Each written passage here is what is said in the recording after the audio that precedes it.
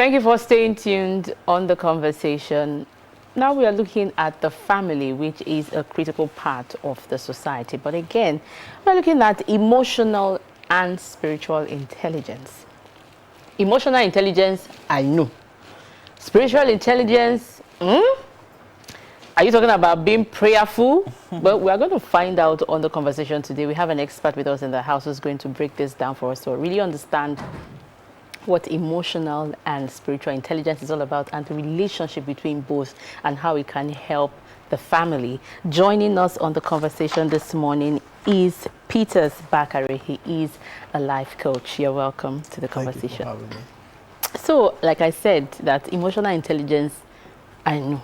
So let's start with spiritual intelligence. What is that all about before we go into emotional intelligence? Unfortunately, it will be hard to talk about spiritual intelligence if we don't understand emotional I don't even understand intelligence. I hear people say, so let's start from emotional intelligence. Okay. Now, emotional intelligence has to do with three aspects. It has to do with, number one, self-awareness.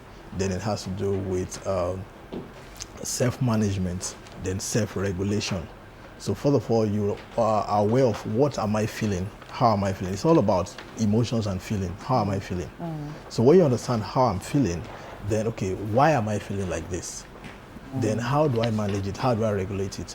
Sometimes you're in the home. How does it relate in the family setting? You can relate with your wife or your husband, and they're just telling you, please leave me, leave me, leave me, and you don't understand why you're saying leave me. I don't want to talk. I don't. So now this is an expression that is coming from a feeling. So is it because they are frustrated? Is it because they are angry? Is it because they are sad? So these are different emotions, but it's coming out. The person just telling you leave me, leave me. The person just shouting. Okay, at that point where she or he says leave me, leave me, leave me, what should the other party do? The right thing is you leave them. The person. You let them be for that at that time. You shouldn't So probe for then, them. but if that's why it's good to carry your partner along. If you are learning about emotional intelligence, let the other person also learn about it so that you'll be at the same pace. So, for instance, before now, we experienced that in my home, but right now, my wife also has that level of understanding. So sometimes, instead of saying leave me, leave me, leave me, I can just be calm about it and say, I want to be alone for now. So instead of that outburst, I'll just say I want to be alone for now. So and she understands that, say all right. So and she will go away, and she does it too. Okay. So at that moment, I might know, okay, maybe I've done something wrong, I've said something wrong, but instead of us exchanging words and shouting and quarreling, and maybe children are there, just okay, just leave me for now. So and after a while, when they calm down, they can ask, okay, this is what you did wrong, this is what you said wrong, and it just helps people to relate well. So in a nutshell, emotional intelligence is a way whereby you regulate your feelings and express it in a way that it will not hurt you or hurt the other person. So when people are not able to regulate their feeling, they can just take a knife and stab somebody. It's based on how they are feeling. Maybe they are very angry at that moment. You just see people just go and commit suicide. It's based on how they are feeling. Maybe feeling of sadness, feeling of frustration, feeling of losing hope. Where do I go from here? So when you don't understand how they are feeling or how to regulate it, then people can take actions that they might end up regretting. So now that is emotional intelligence, to be aware. So now, in a nutshell, there's a rule to master or understand emotional intelligence. We call it ruler. Call it ruler. Ruler, like R-U-L-E-R. So number one is to recognize the feeling. You recognize, okay, this is what I'm feeling. Then you understand the feeling. Why am I feeling this way? So then you label it. Okay, this is anger, or this is frustration, or this is loneliness. This is sadness. You understand, you label that feeling. Then you now express it, either by saying it to someone or you express it, but you express it in a regulated way. Okay. So that you don't just bring it raw the way it is like that. Okay. So I hope you understand that now. Okay. So now if you now go to spiritual intelligence now. Spiritual intelligence is now your ability to pick signals or take actions beyond what you are feeling. Ability to take action beyond what you're feeling. Beyond what you're feeling, for instance, or beyond the mundane, beyond the physical. For instance, let me use relationships since we're talking about family. As a lady now, a guy is approaching you, they are nice, they buy gifts, they buy stuff. Now, that is the physical. They smile. Now, your ability to now discern, to know that this guy has ulterior motives towards me, it takes spiritual intelligence to be able to get to that, which is beyond what the guy is trying to manipulate your feelings on. Do you understand what I'm trying to say now? So, now, pastors will tell you, if you go in the religious route, pastors will tell you that we don't act by feelings, we act by faith, which is wrong, because God put those feelings in us. So sometimes when you act just based by faith or based by, you don't put your feeling in cognizance, that is why people die untimely. That is why a lot of havoc happen. There's nobody that died in an accident. Let me use my wife as an example. There was a day she was involved in an accident. When the thing happened and I got the call, I got there, she said, I didn't feel like going to work today. I said, but I've told you these things. So when that feeling comes for a reason. So if you are not able to check it, okay, why don't I feel like going to work? Okay, it's because I'm tired. So now you've been able to understand the feeling. So if it's because you're tired, then you motivate yourself to go to work. But when you check it, okay, why don't I feel like, you can't place anything physical around it. It could be maybe your brother wants to wed and you're supposed to travel for that wedding. So now, but you are sensing danger, you are scared. So you don't want to go. So, and you are scared not because so you now need to ask yourself, why am I feeling scared? Is it because of the news? Maybe you've heard that there's kidnapping on the road, you've heard that things are happening, or is an ember season. So if you can place a reason around it, that is not something spiritual. So you just now take measures to curb that, to make safety measures. But when you cannot place any physical thing around it, it's not because of kidnapping, it's not because of anything, but you just have this uneasiness. The best thing is to rule over sentiment and just call whoever it is and say, sorry, I won't be able to come. If it's gift you need to send, you don't know why. You are scared of losing your job. Okay, why am I scared of losing my job? Is it because there's a new rival? Is it because I'm sloppy? Is it because my boss threatened me? What is the reason for this fear, this agitation of losing my job? So if you can place a reason around it, is to take measures to either improve on yourself or talk to the boss about it. But when you cannot place any physical reason around it, your boss is nice to you, you are doing well in your job, you are up on top of your game, but the fear is still there. Okay. That is where spiritual intelligence comes in. Okay. So what do? You pray. Okay. So when I now say prayer now, whether you're a Christian, you're a Muslim, you're a Hindu, whatever measure you used to pray, then you now pray concerning your job. So your spiritual antenna is telling you that a danger is coming towards your job, but you can't figure it out physically. Why is it coming? So how do we now marry this spiritual intelligence with the family? Okay, so now a lot of problems we have in the society today, apart from if it's coming from maybe a technical glitch or a nature problem, what I mean is maybe there's a thunderstorm now, a pole or a tree fell on the road, it leads to some people dying. Those ones are things you cannot control. Or maybe a technical electric something. Those are technical problems. But any other problem we have, whether it is murder, suicide, bandits, killing, stealing, all of, like 90% of the problem we have is either is emotional problem or a spiritual problem. It's always coming from those two angles. It's either somebody is not managing their emotions well, emotions of jealousy, emotions of anger, emotions of envy, emotions of offense. Somebody is offended. Like, how can they say this to me? I can't take it. They don't want to react. In that aspect of reaction, revenging, then all sorts of things start to happen. So now, in a family setting now, how do you marry those two things in a family setting? Is to, first of all, understand where a feeling is coming from. To understand why am I feeling this way? So then you now need to educate even your kids, your people that live around you. You need to make them have some basic understanding on how to handle emotions. And from the for your kids now, when the kids don't understand feelings, they just react. So you ask them, okay, what do you want? Instead of just saying, why are you jumping? Why are you crying? Why are you restless? Why? No, what do you want?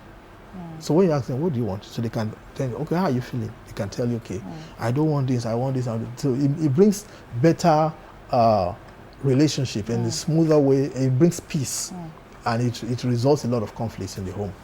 Okay, still talking about families and of course spiritual intelligence. I'm not sure if this has to do with special intelligence, spiritual intelligence, because I'm still trying to wrap my head around it. In a home where we have different spiritual beliefs, Okay. so how do they now come together to now cultivate something they call Okay, I understand. Yeah, So now when cultivate you say- spiritual intelligence in the Now, family. Spiritual beliefs has nothing to do with spiritual intelligence. Now, when I'm talking about spiritual intelligence, this is something that God put in every human. Religion is man-made. So, and religion has to do with your exposure. Okay. So if you're exposed to Christian knowledge while growing up, you say you're a Christian. When you're exposed to Islamic knowledge, maybe your parents were Muslims, so they teach you how to pray, all the stuff, you say you're a Muslim, so like that. But when it now comes to, some people have different name for it. Some people can say instinct, some people can say intuition, but whatever it is you call it. But I love to call it spiritual signals. So that spiritual signals, every human being has it. And God placed it there to guide you. Okay. So in everything you want to do, you want to take a job, there are two options. Okay.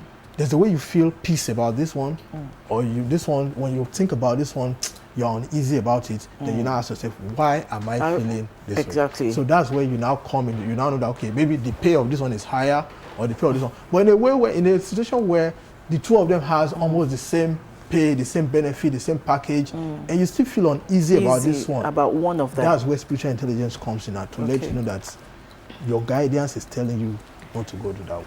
Okay. So it has nothing to do with religion or your Okay, it doesn't have religious anything to do with religious beliefs. Okay. It's also believed on this side that we are very superstitious. belief. Okay. You see a cockroach flying and you say, hey, they have come for me. For us, it's just a cockroach. Or you see a pussy cat, just then say, that pussy cat is a witch. For us, it's just a cat. So where do you now draw the line between being spiritually alert Okay. and Now, then being superstitious? if you have basic knowledge of, how would I put it, creation, then you understand that humans are the highest level of authority. So the moment someone turns themselves into a cockroach, they've reduced their level of authority. So you shouldn't be scared of that, no matter what kind of cockroach it is. Or the person reduce themselves and turn to a lizard, turn to a pussycat, or even turn to a snake. Humans can kill snake. Let me give you a practical example. My mom was sleeping. So my mom has this understanding. So my mom was sleeping. She dreamt, she saw herself fighting a cat. Fighting a cat. A cat in the dream. Hey. She woke up to go and use herself. Then she saw that black cat physically in the toilet, in the kitchen. Oh.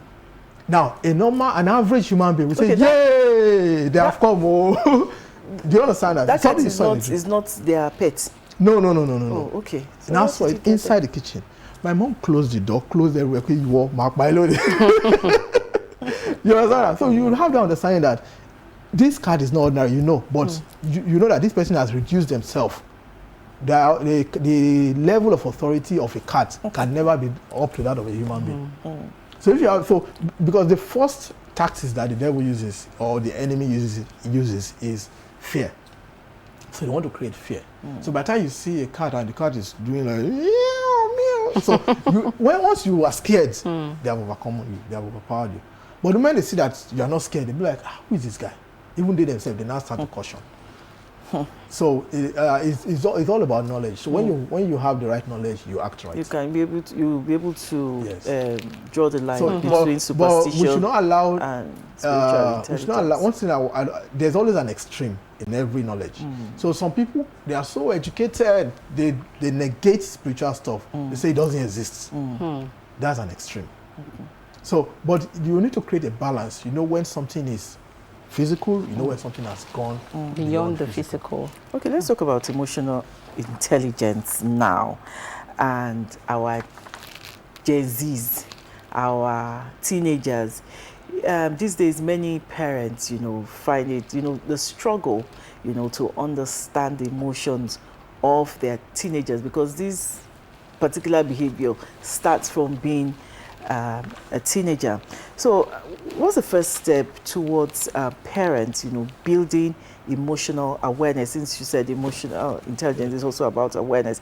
So what's first step towards building emotional awareness should parents take within the family?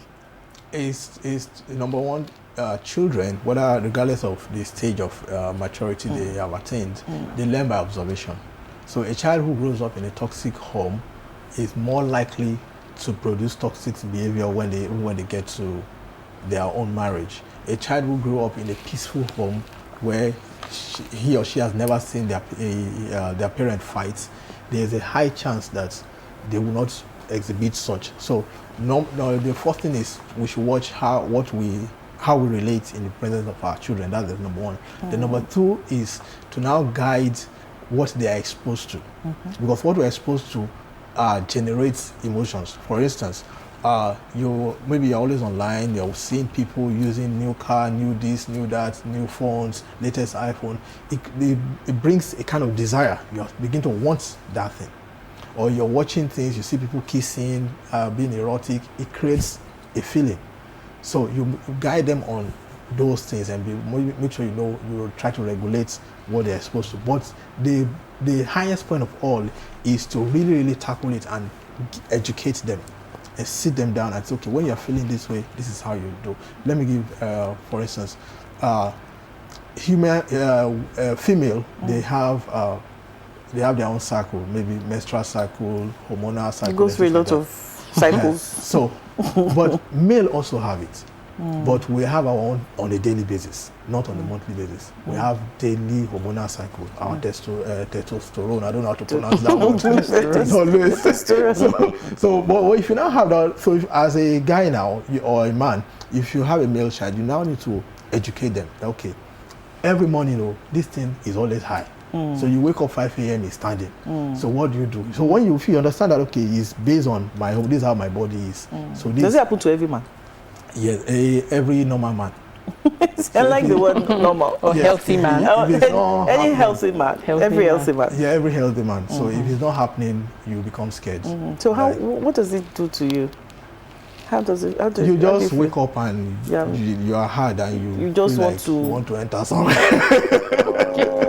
Okay. So that period, that 5 a.m., 6 a.m., that's the highest period. But after that period, if he doesn't see anywhere to enter, it will just come down by itself again.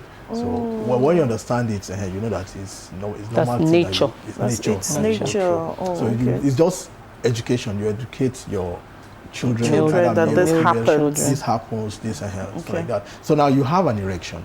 So you know that, okay, I have an erection, but this person in front of me is my child. This person is my relative. I don't, something different between me and my wife, for instance. My wife believes in coding information, your tutorials, your teen. I'll tell you, can I say those words? No, you can't. Okay. This is date television. So I mentioned those parts, part of body. You're this, you don't put it in this. And when you want to have intimacy, I use the real word, the sex, and use it, okay, you don't have this with relatives and this and that. I don't look at maybe they are 7 years old or they are 8 years old, because if you don't prepare them for these things, you don't know when they get exposed to it. Life doesn't most times you get exposed wrongly. And it will be the wrong information. So I tell you, okay, when somebody, you don't have sex with your relative, with your somebody, I give them those education, regardless of whether they are 5 years old or they are 7 years old, like that. So the best way is just tackling it head on and educating them. Okay, you've broken down emotional intelligence and of course spiritual intelligence. So as an expert in this field, what are the practical steps that you can share that families can imbibe to help, build their emotional and spiritual intelligence? Okay, let me start from the aspect of spiritual intelligence. Now, spiritual intelligence is spiritual awareness. Now, the number one highest or most potent way is through meditation. But we don't teach this a lot out there. When I say meditation, I don't mean, when they teach this in church setting, they teach it like maybe for you to be cramming a scripture, say you are meditating on this scripture, that you're cramming it. No. Meditation simply means to be still, to be calm. You can just close your eyes. So I can, if I'm here now, I just close my eyes and just stay like that. You can do it for 15 minutes. No, what they call yoga. 30 minutes. So you can have any meaning. No, when you say, yoga. I don't want to call it yoga because No, that's not when yoga. people say yoga, sometimes they take some funny posture. And they posture, go, yeah. so you don't need any dramatic thing. Just stay like that and Be close still. your eyes and just be still and be calm like that without any distraction. Okay. Just like, if you can do it every day, like maybe 20 minutes, 15 minutes, it's like a factory reset. There's a kind of aura you begin to feel around if you keep it up. I'm telling you for facts. Every human being, if you just, regardless of your religion, just do it every day. It's like a factory reset, and it makes you pick things easily. You can easily pick when the danger wants to happen. You can easily hear when something wants to happen. It raises your antenna. So that's one way to build spiritual intelligence. If you want to, I don't want to take it further or mention some other aspect. But when it comes to emotional intelligence, number one is to first understand what you're feeling and why are you feeling that way. So sometimes I can be frustrated. When I say I mean a human being. So you can be frustrated. So you know, okay, why is this frustration coming? Maybe it's about your job. Okay, is it because I have a toxic boss that's frustrating me at work? Is it because of my co-workers? Is it because of the journey, commuting? Maybe it's very far. That's what. No, try to fix it. So what if you cannot fix any physical thing to that frustration? Probably life is telling you it's time to transition.